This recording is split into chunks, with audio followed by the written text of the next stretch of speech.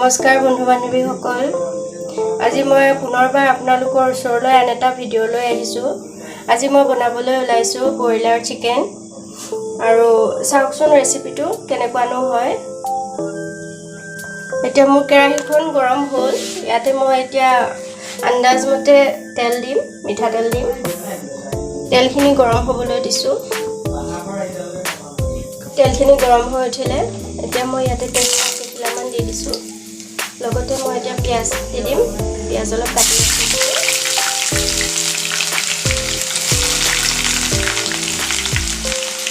পিঁয়াজখিনি অলপ ৰঙচুৱা হ'ল। ইয়াতে মই এতিয়া আদা নহৰু বটি লোৱা অলপ দিম।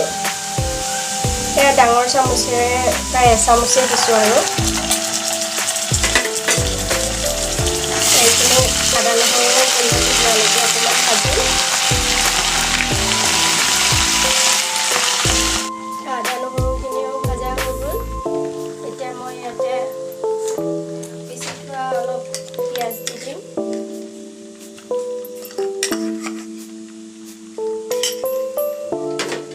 দুচামুচ মানেই হ'ব আৰু এতিয়া এইখিনিও মই ধুনীয়াকৈ ভাজি ল'ম।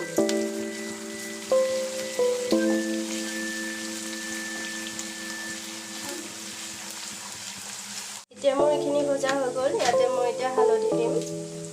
হালধি 1 চামুচ দিছোঁ।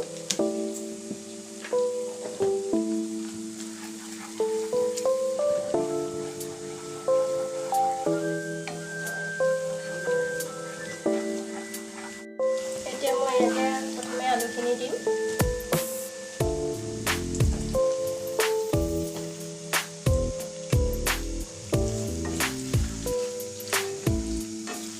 ইয়াতে মই 5টা আলু এড কৰিছোঁ।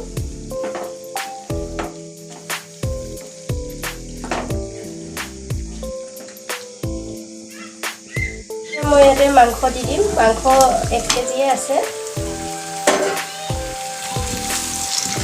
মই লৰাই দিম।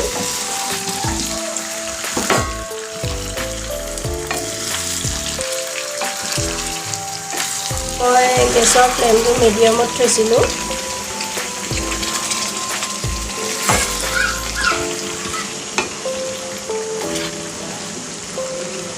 মাংসৰ পৰা পানী ওলোৱা ষ্টাৰ্ট কৰিলেই আকৌ মাৰি দিম। আকৌ অলপ টাইম সিজিবলৈ দিম। 5 মিনিটৰ পিছত আকৌ ঢাকনখন আঁতৰাই অকণমান মাংসখিনি লৰাই চাওঁ। মাংসৰ পৰা এক্সট্ৰা তেল বেৰি গৈছে।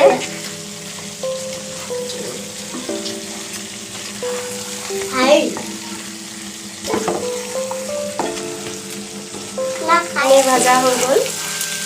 এতিয়া মই ইয়াতে নিজৰ আন্দাজমতে পানী এড কৰিম।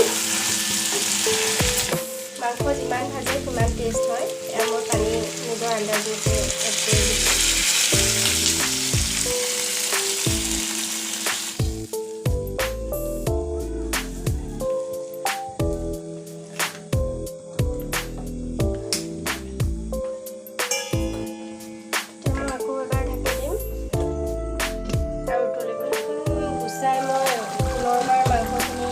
চাইছোঁ এয়া মাংস ধুনীয়াকৈ উতলি আছে। এতিয়া মই ইয়াতে অকণমান মিট মছলা এড কৰিম।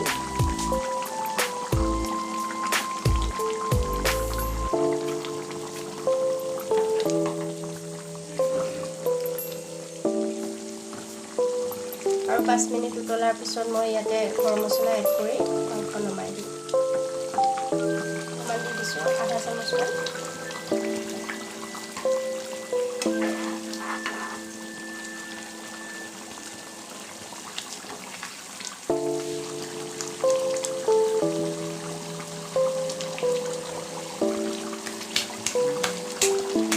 এয়া মাংস হৈ গ'ল। অকণমান লৰাই দিছোঁ। এতিয়া মই গেছটো অফ কৰি থৈ দিম।